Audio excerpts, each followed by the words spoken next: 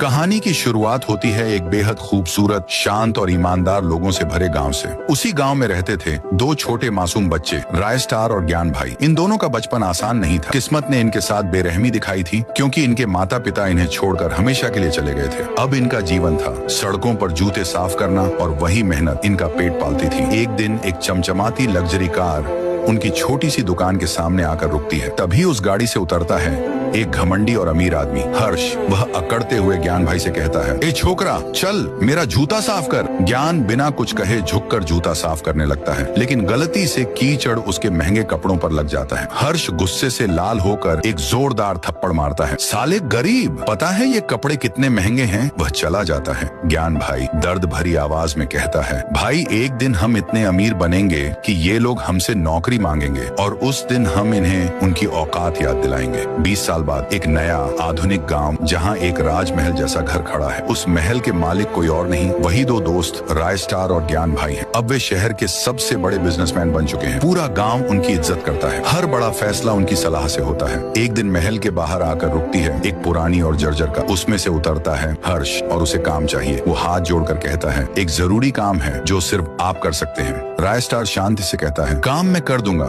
लेकिन एक शर्त है। हर्ष, क्या शर्त? तुझे मेरे दोस्त के जूते साफ करने होंगे। पागल हो क्या? मैं? राय स्टार, तो फिर मेरा काम भी भूल जा। मजबूरी में हर्ष झुककर ज्ञान भाई के जूते साफ करता है। तभी ज्ञान भाई एक चम्मच उठाते हैं और उसकी गर्दन पर हल्का छांटा मारते हुए कहते हैं, साले गरीब, तुझे पता है ये जूते कितने महंगे हैं? हर्ष का चेहरा जलता लाल हो जाता है। वो गुस्से में कहता है, तुमने मेरी बेइज्जती की है, इसका बदला मैं जरूर लूंगा। ज्ञान भाई बाजार जा रहे होते हैं। तभी एक लड़की रोज सड़क पर गिरी हुई मिलती है। ज्ञान भाई उसे उठाते हैं। तुम ठीक हो? चलो मैं घर छोड़ देता हूँ। रोज बाइक पर बैठती है और उसे एक सुनसान फैक्ट्री की ओर ले जाती है। जैसे ही वे वहाँ पहुँचते हैं, सामने खड़ा मिलता है हर्ष। तो आ ही गया तू, तेरा ही इंतजार था। हर्ष हंसता हुआ कहता है, अब अपने दोस्त को भी बुला ले। ज्ञान भाई घबराकर फोन करता है, भाई मैं फंस गया हूँ, जल्दी आ। राय स्टार बिना एक पल गंवाए अपनी बाइक लेकर निकलता है। जब वह फैक्ट्री पहुँचता है तो देखता है कि ज्ञान भाई एक पिंजरे में कैद है और हर्ष अपने गुंडों के साथ तैयार खड़ा है। हर्ष, अब तुम दोनों से एक साथ बदला लूंगा। राय स्टार, उसे छोड़ दे, नहीं तो तूफान बनकर टूट पड़ूंगा। हर्ष, आज देखेंगे कौन किसे मारता है। और फिर शुरू होती है एक जबरदस्त लड़ाई। धुआं, लाल